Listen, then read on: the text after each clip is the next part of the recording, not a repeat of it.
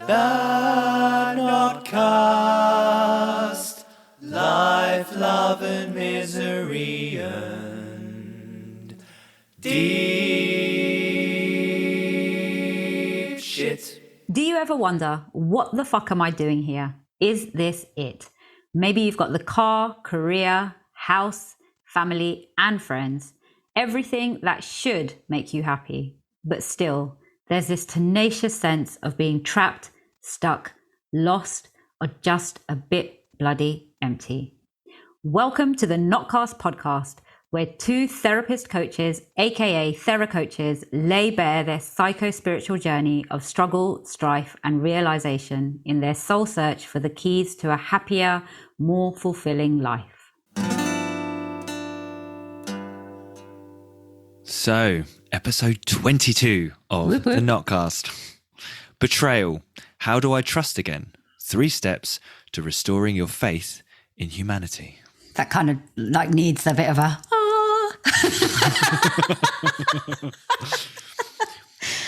Technically, it needs both because betrayal's pretty dark. That needs some dark foreboding musical. Yeah. Love it. Proper like Lucifer, Gabriel shit. Yeah, that. all of that. Yeah. So betrayal. Betrayal.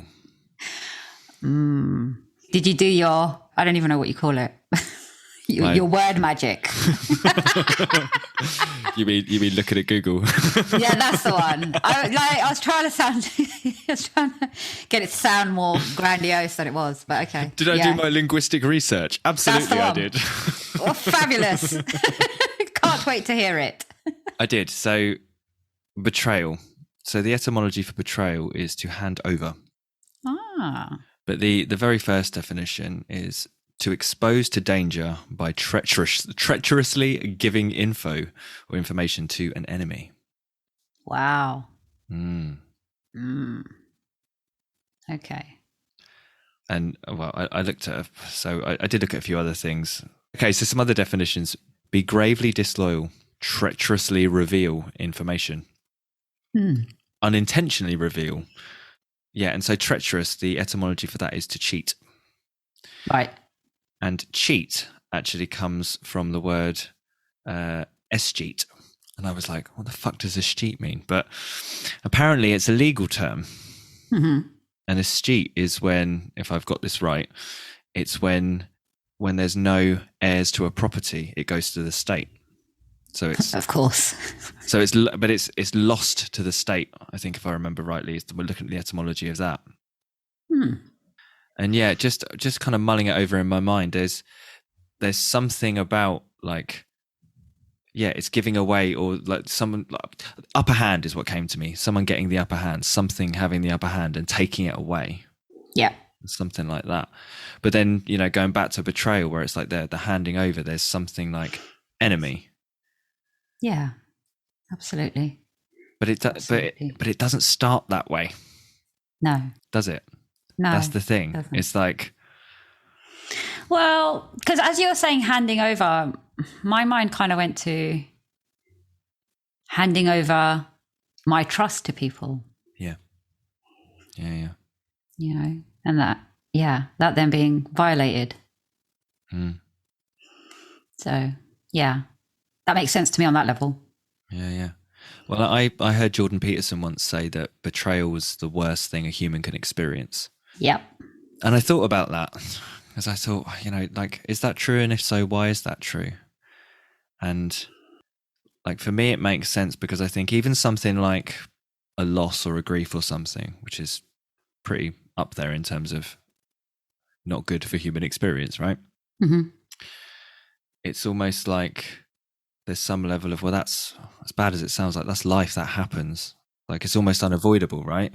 Absolutely.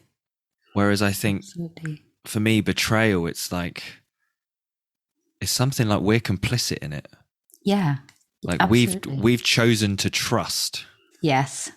And then we've been betrayed. And then someone has chosen to betray that trust. Yeah, exactly. Although but I think the kind of mindfuckery with it for me is that you hear people say when they've been betrayed things like, I feel so stupid, like I should have known. Yeah. there is this sense of, I guess you could say, reduced status in it, but it's almost like there's this self-blame, like I should have seen that. Yeah, absolutely.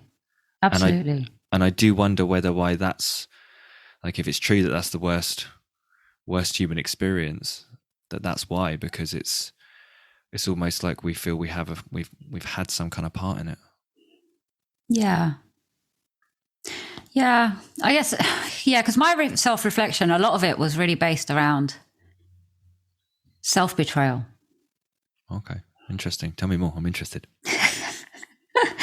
Well, because ultimately it came down to, yes, I've been betrayed, and it opened up a lot about the amount of times I've been betrayed in my life. But as I've grown older,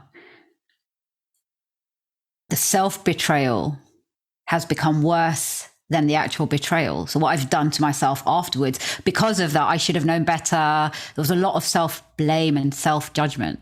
And in that, I would pretty much go through that betrayal process again, but betray myself in that process. How so? Yeah, how so? Because I would abandon myself and I would reject myself, and I would sit there in the whole, what does this say about me? It would build a story about me that, okay, I trust too easily. People are always going to betray my trust. It must be something about me, within me, that makes people do that to me. Then I would treat myself in that same fashion. And there was no love for myself at all in the betrayals. So I would blame it on myself. Of course they do that to you, because that's what you deserve, Amy. That's what you're about. Because I think for me, betrayal started very, very early in my life. And when I looked at it, the different ways I've been betrayed, it was like abandonment. I've been cheated on. I've been lied to. I've had my confidence betrayed.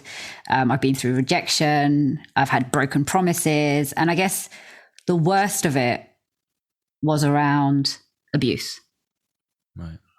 So multiple levels and layers of betrayal. And my way of processing them when I had no awareness was to just turn it back around onto myself.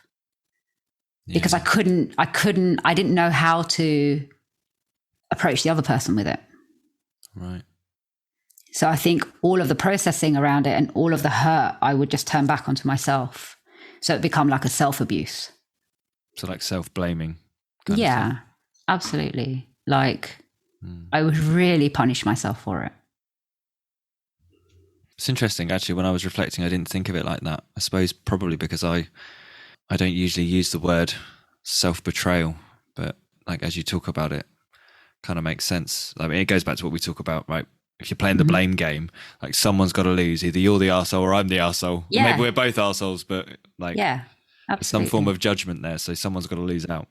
Yeah. And I sat in the story of I always lose out. Right. So that has to be about me. I'm the common denominator. Yeah. So when I was reflecting, something I did, and it sounds like it was similar to what you did, I was looking at, so I first took like, who's broken my trust? And I took some key examples. And then I looked at a summary of like, what's the summary of that experience? Or what was I experiencing during that betrayal? And things that came up were humiliated, exposed, feeling stupid, like it's my fault, or a mistake of mine for trusting, abandoned or alone, let down, disrespected and angry also came up, and I can't read my writing for the last one. Deceived or lied to.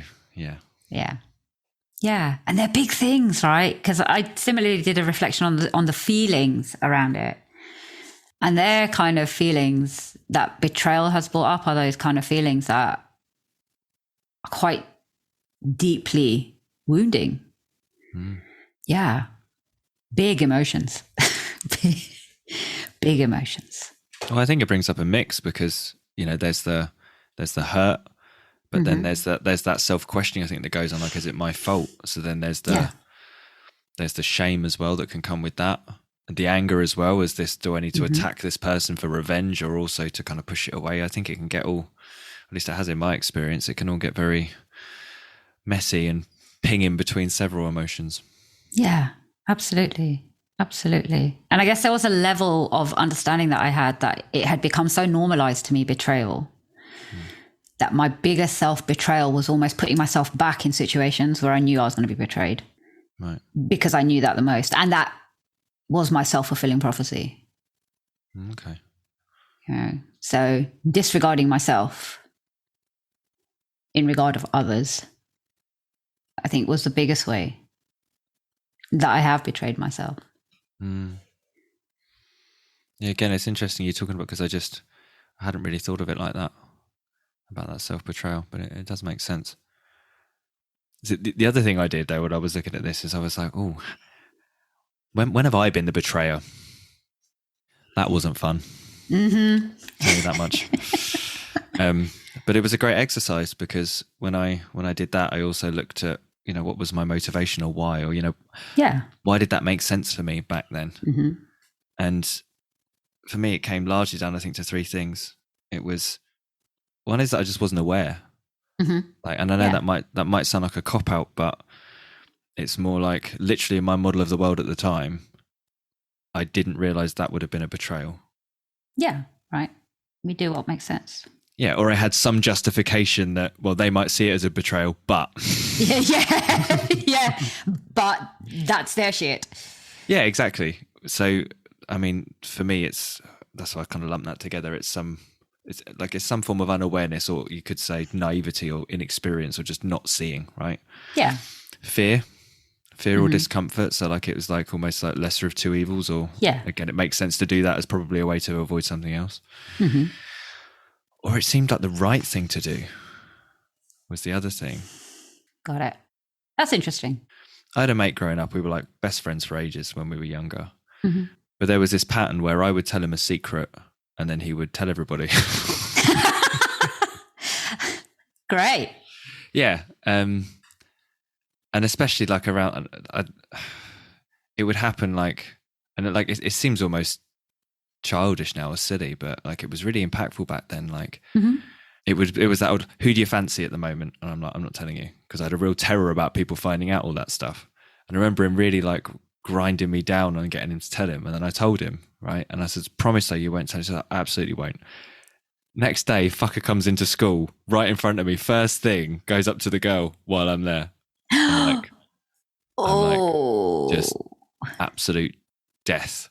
Like, it was horrific. Because then I had to sit down. It's like, she knows. And then I'm sat like in registration. I'll tell you what, it's the longest registration of my life. I could totally imagine. I could totally imagine that. Yes. Yeah. The worst bit of that actually was not just that, was then when I left and then we went to go to the next class.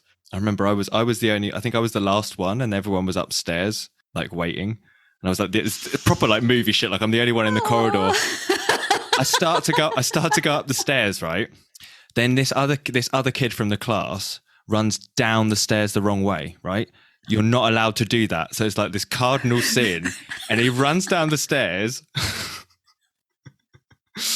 and then starts singing her name in my face. No way! As I'm walking up the stairs. Shit! So that as I get to the top, I'm greeted by my entire class and her staring at me. Oh no! Oh my gosh.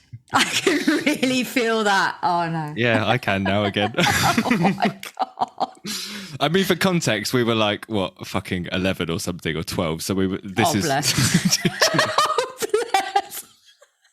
Anyway, love it.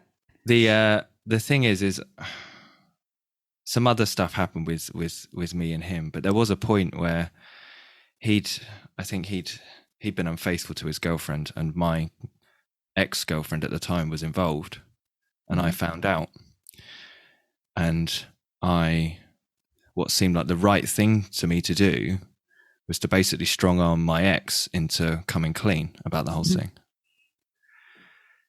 Now, at the time, I thought consciously I was doing the right thing, but as I reflect on it, it's like, was that me trying to get a one up?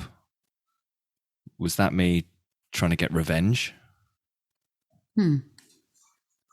And I can't honestly say it wasn't. I mean, I don't like to admit that, because that makes me feel quite icky. But can I honestly stand there and say that I absolutely pure intentions, or that I still think that was the right thing to do. Not entirely sure. Yeah. Understandable. I guess that's the thing, right? We can only do what makes sense to us with the understanding we have at the time. Yeah. And I guess that's been the more difficult thing for me to get my head around when I've looked back at some of the betrayals. Yeah. You know, just really getting that. Because I didn't want to be honest. I just started to go big fuck you to all of you. But that's the thing that allowed me to move on. So. Yeah, makes sense. You know. So, what's your first step to restoring faith? Okay. So, my last experience of betrayal was when my ex betrayed me, I guess, after 15 years. And it was a different experience to all other betrayals that I've experienced. And it was because I applied copious amounts of self-love and self-compassion because I was at the point where I knew I had worked so hard on myself and loved who I was and am and was not willing to betray myself again.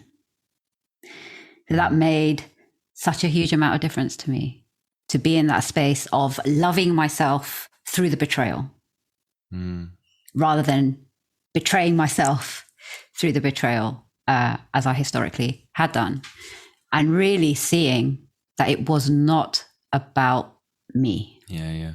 And that's really one of the first experiences I have had of that level of betrayal, where I haven't just sort of crumbled and turned it inward into me, where I've been able to kind of really work through it and really love myself through that process.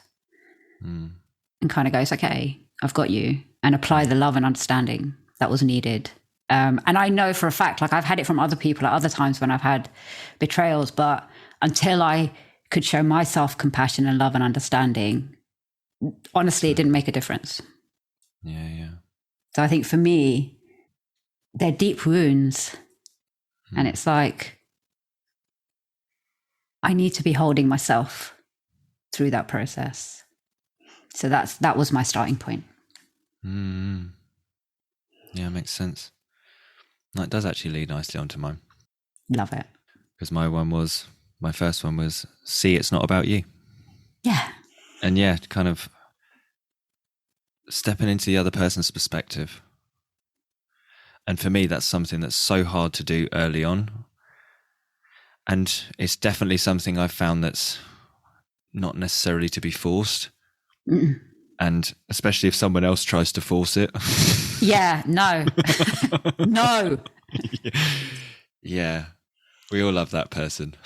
Yeah. No. I have totally been that person. And you want to punch them in the face really hard. Yeah. Because absolutely. you want to be angry and hurt and know that other person is a complete fucknut. Yes. I love that. Fucknut. But I do think it's part of the process. Like, but it's like anything. Like, I think it's normal to hang out there for a bit. I think if we stay there, it's almost like there's the protection of righteousness when I'm right, when you're the arsehole. But it doesn't, like, I think it also keeps us stuck. Yeah, very much so. Very, very much so. Like in those scenarios, as I've grown and gone through my own like self-development, like my stance on that has kind of changed. It's like, I've got to live by my values.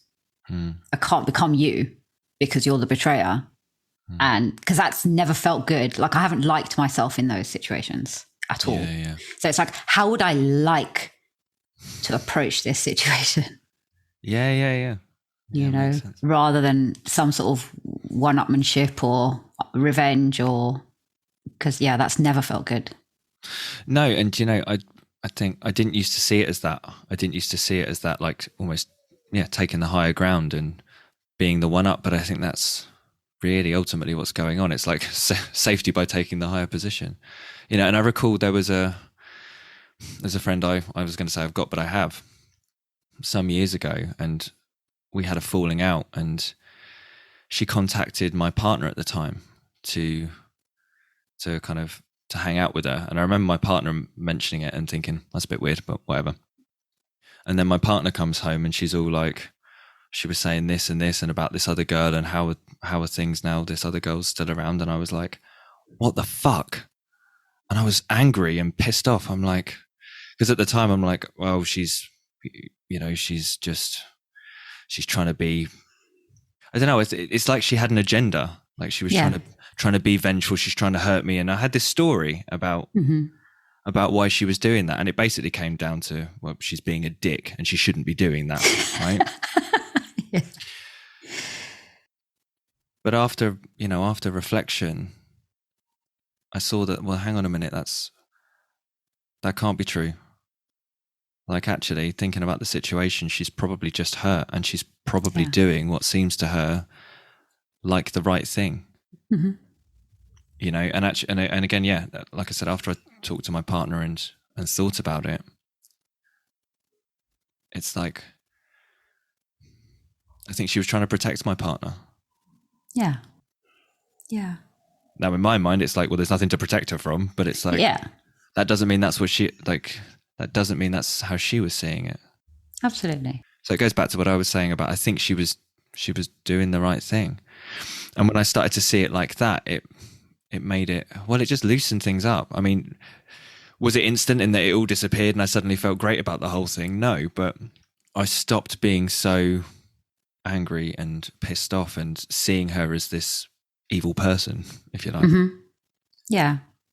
I think that's the thing, like betrayal is one of those things that is a really deep process because for me, I know it's impacted me on multiple levels of depth in terms of emotion and other issues that I've kind of dealt with, and bits about myself and relating to other people and so many different things, right? It's so multifaceted. I think it takes a lot of wanting to actually really engage with it. Yeah. To be able to understand it fully and where the other person is coming from. You know.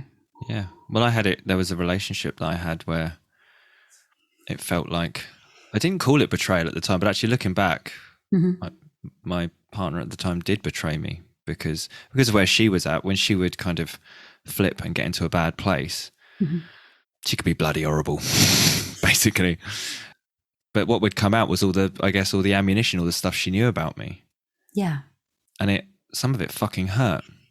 Yeah, absolutely. But by that point, actually, what was interesting was that a lot of it hurt less than it would have done in the past, because I could more easily see that was about her and that it wasn't, it wasn't really about me. Like I could see where it was coming from, and not when I was going to say I could see what she was trying to do, but I don't mean that, because I think in the moment she was probably trying to hurt me, but I could see the intention. I could see the why. Yeah. And just, seeing that meant that it just didn't land quite as hard and as personally. Yeah. Absolutely. Absolutely. Which was similar, to my experience with my ex. Yeah. Didn't land as hard this time around. Yeah. So I guess there's a message in there, people, which is you really kind of have to be working on yourself. Hashtag own your shit. Hashtag do the work. Yes. And yes.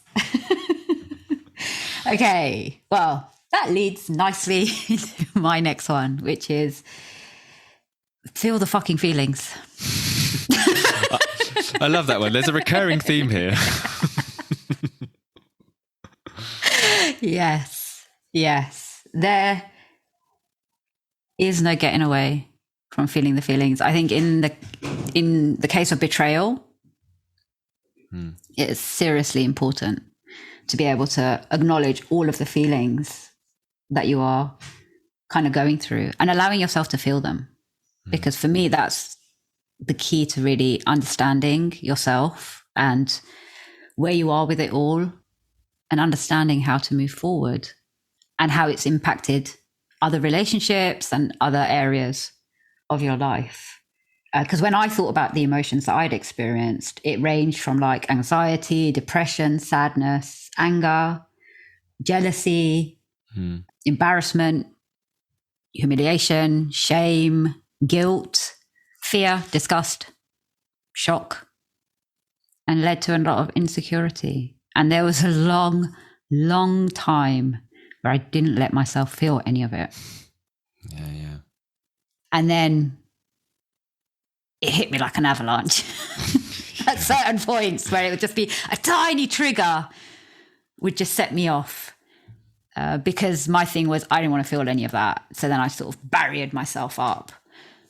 But it was in allowing myself to really feel the feelings that I was able to dissolve them and move on from that space. So I'm afraid there is no getting away from feeling the feeling. Yeah. No, I like that. And well, I guess it's the thing, right? Feelings are meant to be felt. Yeah, right. Otherwise it won't be called feelings. Well, I say to clients often, like, for me, they're a signal. They're telling you something. But I think if we're scared of them or we genuinely don't believe we can hack them. And I think there's a lot of something I've had to learn way later in life is, when I'm experienced this feeling, that's this. Mm-hmm. Like, it's only been the last couple of years that I've learned like that I feel disappointment. Love it. And actually to be able to label it and then know what that is and therefore what to do with it. Yeah. Like I've definitely felt it in the past, but I didn't call it that. I love that. I love that. Yeah. Yeah. But I think if we have that kind of experience, it kind of messes with us because if we don't understand it, it's scary. So it's like, I need to get away from it. But it's like, well, how do I get out of my body? Yeah. It's not going to happen. No. And I feel it leaks in other situations. It kind of seeps into other stuff and becomes extremely messy from my own experience. Well, I think it comes as overwhelm. You know, that kind of like what you're talking about. It's like if I've done all these things to avoid my feelings, then suddenly I'm going to a situation where I'm hit with a bunch of feelings. I can't escape it, but I also don't know what to do with them. I don't know what's happening. It's like, fuck! Yeah, that. Kind of like that. That's the sound my brain makes when it gets overwhelmed. Okay. It's good to know. It's like the panic button's been pushed. Yeah. The alarm is ringing. Yeah. Yeah, absolutely. So it's my go, isn't it? Yes, it is. Yes, it is. Okay. So my second one. What part did I play in this? Mm-hmm. Now, I love this question, but it comes with a caveat because I think this really is a question to either ask yourself and ask yourself at the right time, or if you're asking it of someone else, there has to be a lot of trust and awareness and understanding because, well, in my experience, otherwise it can come across as a finger pointing exercise. Yeah. Like if my mind's stuck in that blame place and someone's like, so what part did you play in this? What I hear is, how is this your fault? Yeah, absolutely. Absolutely. What did you do? Yeah. Right? Yeah. Fuck that. Oh, they left you. What did you do? Yeah. How was this your fault? Yeah, exactly. Yeah. And for me, there's a distinction here because this is about ownership in the bigger picture. And I come back to like sometimes asking straight off when this has just happened and I'm feeling betrayed to have the question to ask the question, well, what part did I play in this is possibly not helpful. But eventually I find it is helpful because then I look at, well, like I said, the wider context.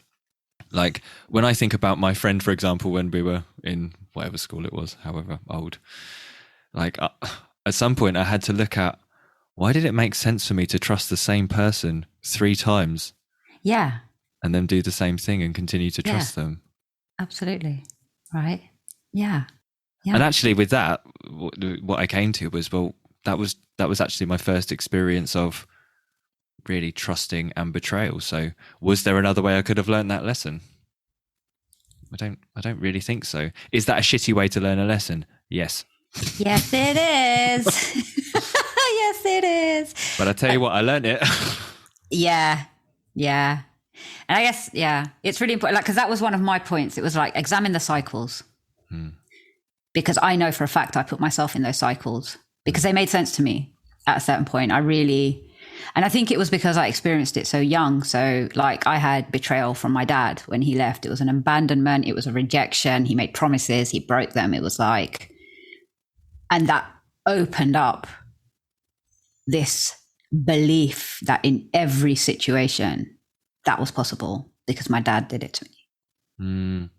Well, I think, when I was telling you about the friend of mine who went and contacted my partner at the time and said all those things to her, like if I applying that when I think like, what part did I play in this? Well, there was a whole backstory to that. I won't go into that now, but she felt, when I look back on, what happened, she'd felt hurt. She actually would have felt betrayed by what I'd done.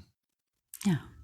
But essentially I put her in a position. She wanted me to meet her and her partner at the time. And I said, yeah, fine, as long as you're honest about our history together. And she was essentially like, no, he won't talk to me again. And I'm like, well, I don't want to lie to him. Wow.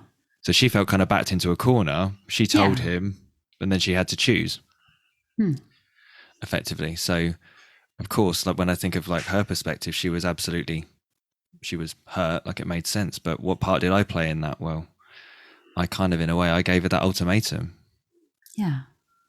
So, and there's, to me, like that's when I think of that, like there's no right or wrong. That's just a shitty situation to be in. Because I think you ask 20 people and they'll give you their opinion on what the right or wrong decision would have been in any case. But looking at that, like I'm then looking at, well, hang on, what was my part in creating this?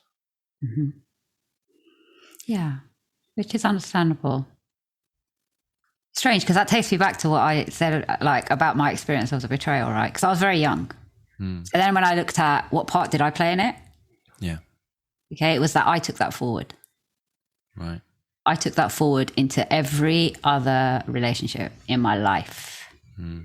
Like fully thinking, I'm not going to get close to you. I'm going to leave this barrier so that you can't do that to me. So then I created situations in relationships. Gotcha. Yeah. So I think it can have an impact in so many different ways. I think it's really, really important to do that work. Well, I think for me, asking the question, like, what part did I play or how did I create some of this? It helps again to kind of come out of the blame game. Yeah. It helps stop making it so, as long as you're not doing like, from that point of view, well, it's got to be you or it's got to be me. Yeah. It just, for me, it helps kind of loosen it up a bit and start to look at that bigger picture. How is it about the situation? Maybe how is it grey rather than black and white? Yeah. Or how is that about the relationship rather than me or you? Yeah. Right. Yeah. Like, beautiful way of putting it. Yeah.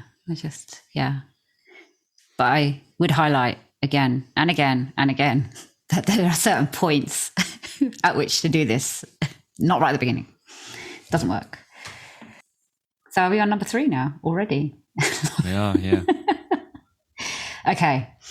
So because it's the third one, I'm going to have to go with, and because the title is how do you restore your faith in humanity and how do you trust again? It's you're going to have to take the risk. You're going to have to step into it. Yeah. It was the only way to prove to myself that it wasn't me, that this is not going to be the same in every situation. Like the only way to find that proof is to step into it again and to really take that risk. And I guess there's a lot of work around trusting yourself and knowing that it could happen again because you can't control what other people do. But I guess for me, where I am now, it's really about understanding that I can catch myself in that situation. And it's not about me. But the only way that I could trust and have faith again was literally to step into new relationships openly and with my vulnerability. I love that. Because funnily enough, that was, well, there was different words. That was my third point. My third point, lean in again. Yes, you see. Because basically everything you talk to, right? For me, in a way, it's about practice. It's a learning thing. Like for me, it's about the perspective you have on it. Like we can look at betrayal as I've made a mistake or someone's made a mistake, or we can see it as, like you were talking about, as the relationship, and it's like, what's the learning here? What can I take from that? Yeah. And again, for me, it's all about the right timing of it. Completely. But when I think about all those experiences where I've either been the betrayer or I've been betrayed, I've learned something. When I've been able to look for it, when I've been willing to see it. Has it been fucking painful? Yes. So some of it. Yes. Some of it would I kind of prefer to have not happened if I could, or even like, do I enjoy recounting all of it? Absolutely not. But they've all been lessons, and arguably they've helped shape my understanding of trust and relationships, and even betrayal itself. Yeah.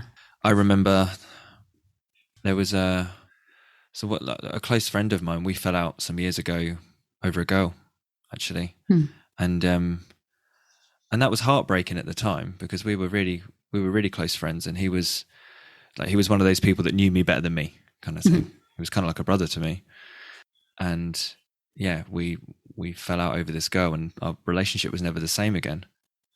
But at the time, I was kind of in denial because I was somewhat like, I think in my head I was trying to have it so that it wasn't happening, almost like maybe I wasn't interested in her because then I didn't have to mess with it. But it doesn't always work out that way. But then the narrative switched to, well, I just didn't. I don't even think it was entirely a story. I think at the time, the way I was seeing it was he was in the wrong. Like, why is he keeping us apart? Why is he having such a tough time over this? Like, I didn't get it. Like now looking back, I'm like, you fucking dickhead. Like, of course he was going to be hurt. Of course this, of course that. Like, but I think at the time I didn't have the map for that. Like, I didn't have the emotional maturity for that. And as horrible as it sounds, I had to go through that whole experience and more, I think, to look back on it and go, oh fuck, if I'm ever in that situation again, that's going to play out differently, just because definitely because my actions will be different. Yeah. It's amazing how it looks when you look back, if you can be open to it. Yeah. We're coming back to, the point about leaning in again.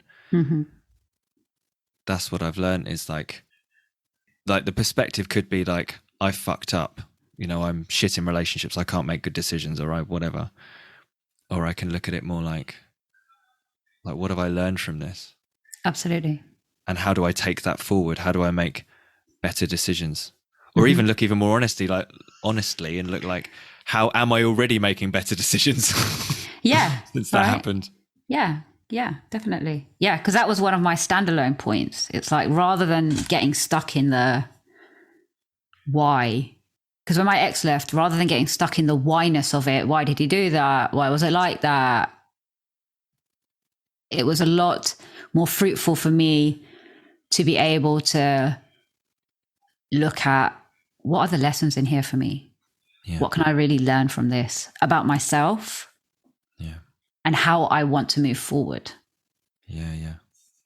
And it taught me a lot about who I am as a human being. Yeah. And how far I've come. I think that's really, really important. Yeah. Well, I think you think about like a lot of kids, right? We'll often say like they're so trusting, or they're naive. Well, why? Because they've got fuck all experience to show them otherwise.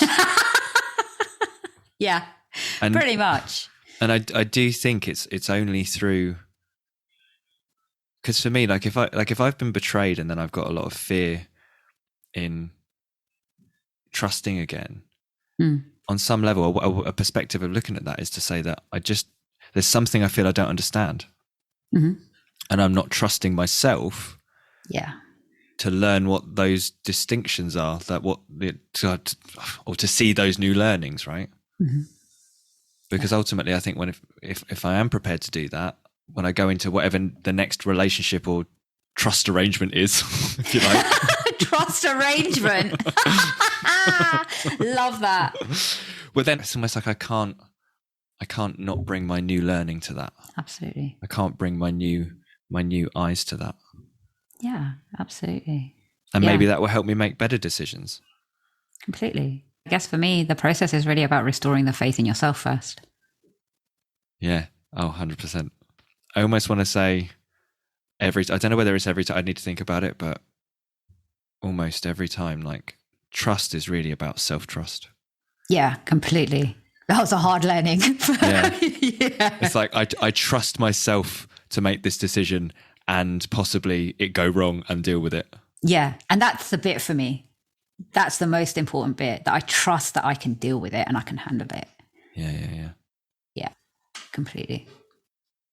Cool. So do you have any other backup points of your list of 420 million? It's actually 20. I only had 4 this time.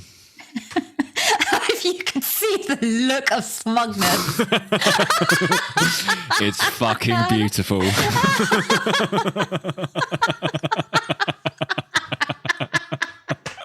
Oh, God. Yeah. All right. I don't know if I'm going to show up for the next episode.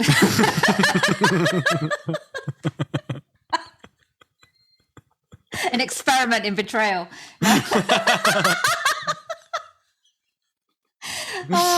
Living and breathing the lessons.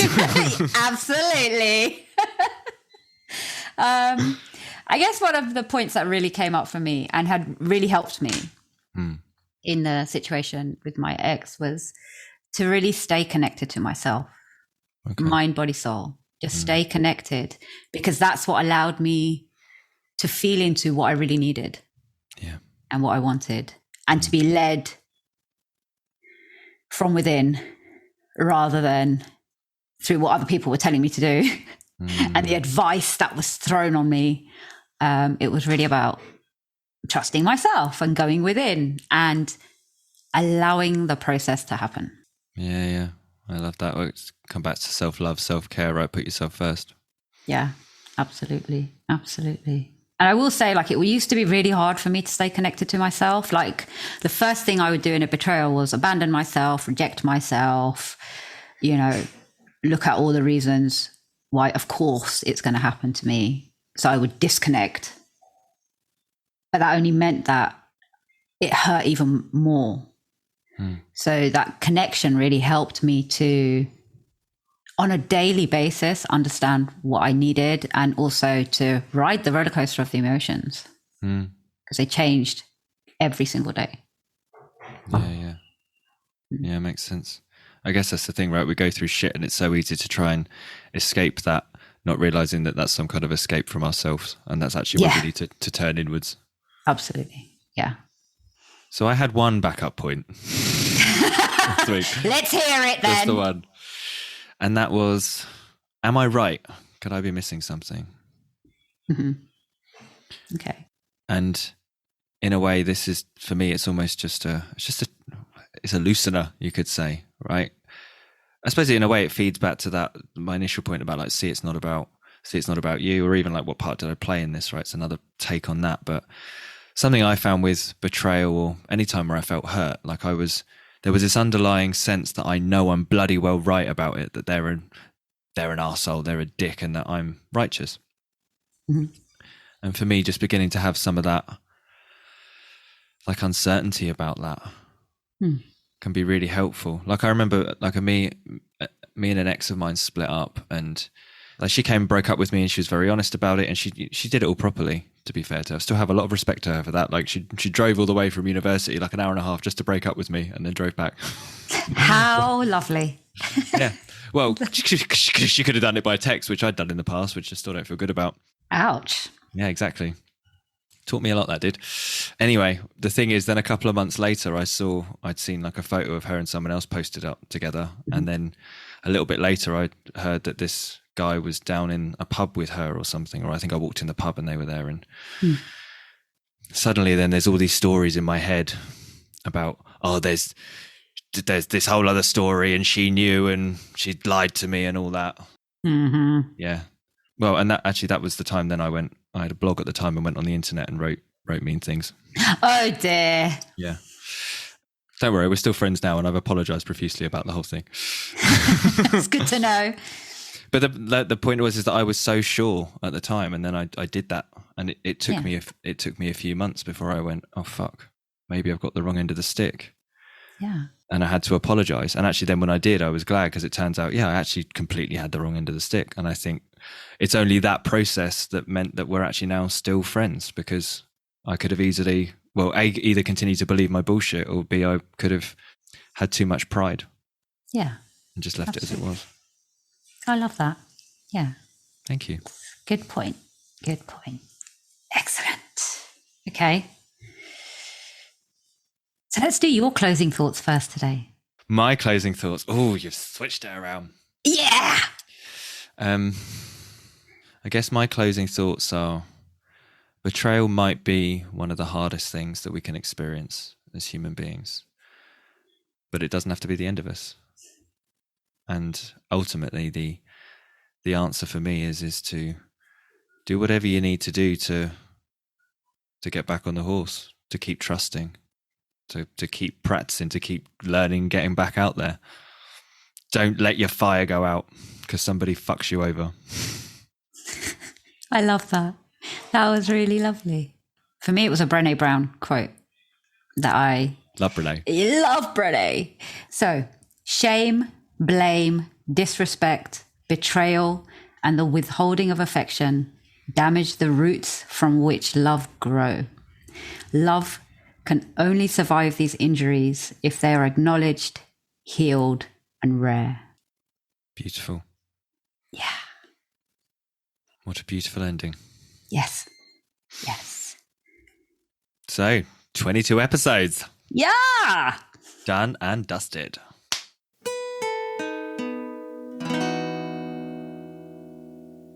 You've been listening to the Notcast podcast, Life, Love, Misery and Deep Shit, with your TheraCoach hosts, David Bird and Amy Dave.